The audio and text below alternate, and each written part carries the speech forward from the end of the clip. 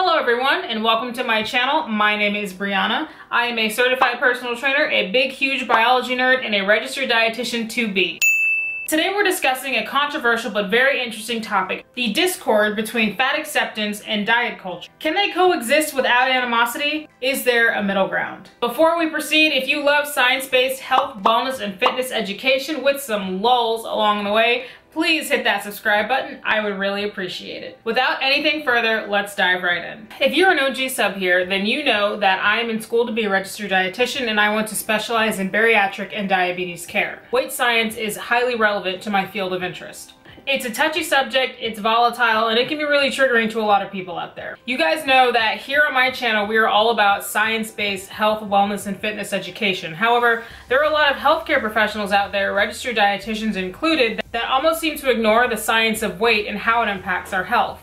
And on the other hand, I hate that we live in the world where there's $1 million weight loss industry that exploits the insecurities of millions of people every single day by selling them shakes, wraps, teas, and the like, promising them instant miracle weight loss. Knowing good and well that they're going to fail at that method, feel bad about themselves, and then come back again and do it all over again. Today we're going to dig deep into both sides and see if we can find something of a middle ground. So for this conversation to go smoothly, I want to establish one thing. I am going to define diet culture by my own personal perception of the phrase. To start, shush!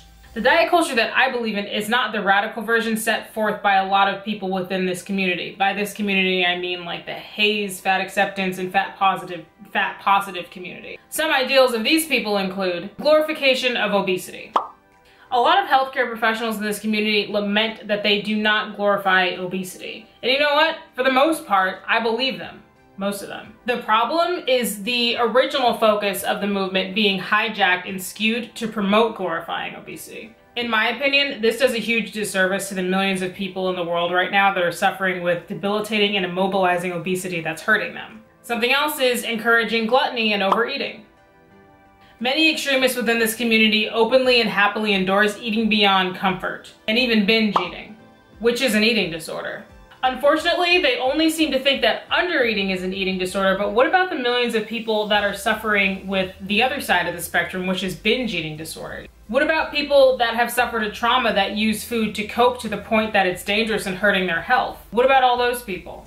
Next is thinking that wanting a smaller slice of cake is fat-phobic and me asserting my superiority over them.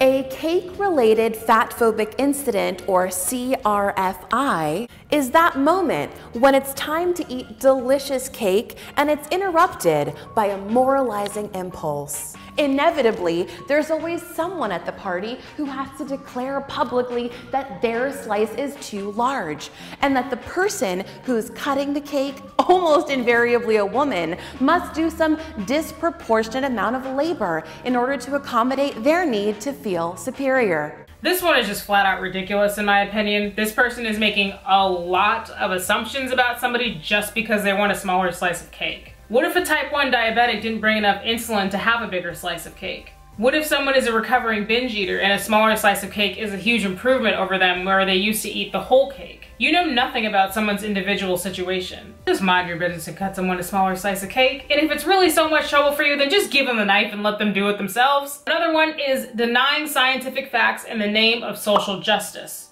A lot of people within these movements hear scientific data that points to a strong link between obesity and chronic disease and vehemently deny it. Some of these people are even healthcare professionals whom we trust to deliver us science-based care. To me, it's appalling that someone who's obese or morbidly obese may go to the doctor with knee and joint pain, and after a doctor does their assessment on them, the doctor says that maybe losing some weight will help, and then that person calls the doctor fat-phobic.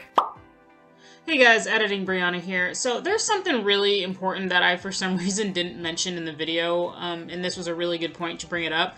I know that after hearing that, there may be somebody who is preparing to comment right now, well, doctors are fat-phobic because you know, I went to the doctor with this hurting and they just told me I needed to lose weight and they just dismissed my concerns. That's something that I've heard a lot as well. And I want to take this time, this might be controversial for me to say, but I'm going to say it. I want to take this time to say that it's important to be an advocate for yourself. I firmly believe that. Fat people, large people, whatever you want to call it, are not the only ones that have been dismissed at the doctors. I have been dismissed at the doctors before, but I firmly believe that if you are genuinely having a problem, don't let the doctor dismiss you. If you're having an issue, if something is bothering you and has been bothering you for a very long time and the doctor just says, oh, well, you just need to lose weight, don't be okay with that, okay? You know, I'm here to tell you that's not okay for any doctor to just dismiss your concerns. The doctor is there to help you and take care of you. You know, that's their job. Don't just be having a problem and dealing with something. Go to the doctor and the doctor's like, you need to lose 50 pounds, and then say, okay, and then be mad about it and then say the doctor's fat phobic. You know, fight for yourself. Have more autonomy for yourself. Don't be dismissed like that. If you're having a problem, speak up and demand help. I have had to do that before with doctors that I felt were being dismissive of my needs. I don't know how that's going to be received, but I just wanted to add that part in there. Now, what's the diet culture that I believe in? The diet culture that I believe in is MLM coaches shilling their bullshit products. Creams and pills that claim to grow your booty without any work in the gym. Detox teas and waist trainers. None of these methods promote long-term, healthy, sustainable weight loss. And also, none of these things are approved by the FDA or recognized by healthcare professionals as legitimate. The diet industry wants you to fail at these things, which you inevitably will because they are not sustainable. And when you do, you're gonna come running right back to them once the new hottest weight loss product hits the market. The diet industry wants to enslave you so that you become trapped in the perpetual loop that is yo-yo dieting and constant self-dissatisfaction.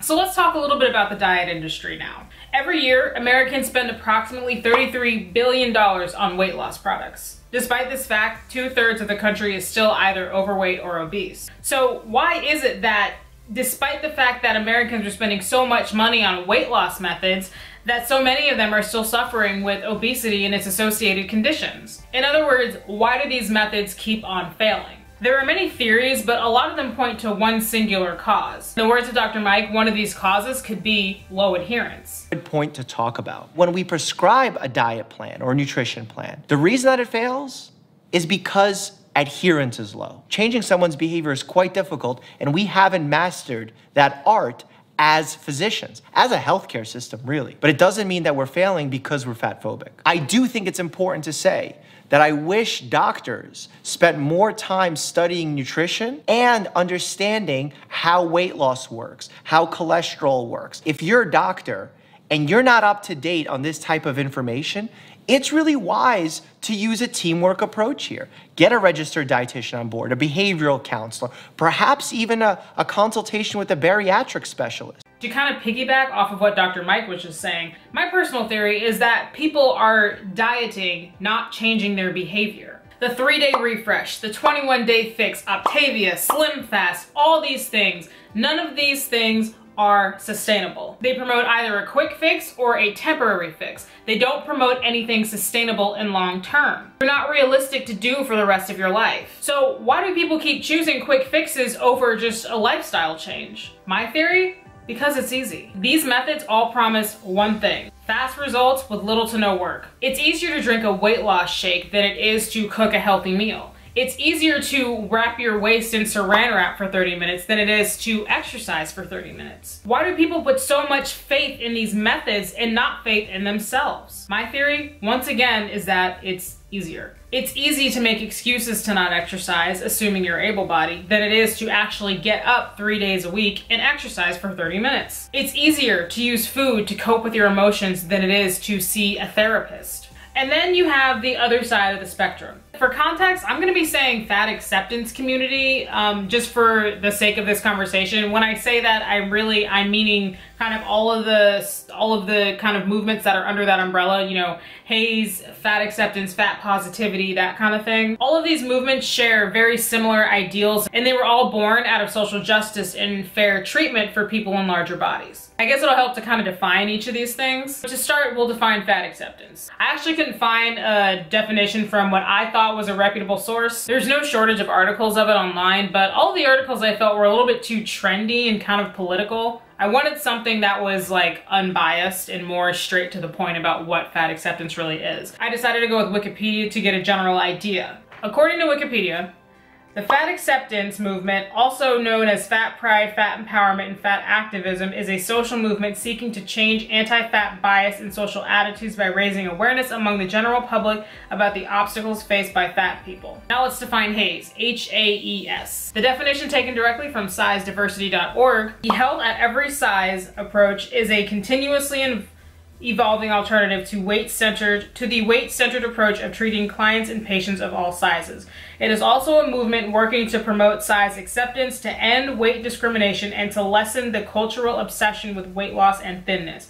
The HAES approach promotes balanced eating, life-enhancing physical activity, and respect for the diversity of body shapes and sizes. As a side note, a lot of sources I've seen have put HAES kind of in the same category as fat positivity and fat acceptance, but I don't know about that.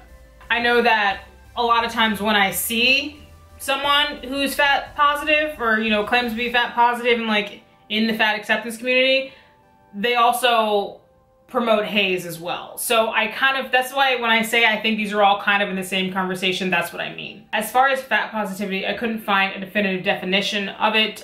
Based on my research, that is just another branch of the fat acceptance movement. Parallels between all of these movements include a disdain for the weight loss industry, discouraging weight loss even if medically necessary, accepting and loving one's body for what it is now, and the rejection that weight has anything to do with health status. So here we are. We have fat acceptance on this side and diet culture on this side. Are there any parallels that we can draw from either of these things? If you ask me, I think diet culture and fat acceptance are both two extreme sides of the same coin without even realizing it. In the fat acceptance corner, you have people that are angry at the scientific data that demonstrates a link between obesity and chronic disease and health. They call a lot of people, myself included, I've been called fatphobic before, for reciting facts on weight science. This is something that I have a fundamental issue with because facts are not a personal attack on someone. In my opinion, this is tantamount to someone getting called racist for talking about the history of slavery. Meanwhile, in diet culture's corner, you have dumb shit like drink this lemon water and lose 20 pounds in 2 weeks. Ridiculous, dangerous, unsustainable. It can lead people to disordered eating. So many people are so desperate to lose weight that they will bypass formal advice from a professional and dive right into fads and ridiculous things like this. Then they will fail, feel horrible, and then be right back where they started. So diet culture and fat acceptance are both two sides of the same coin because they're both extremes.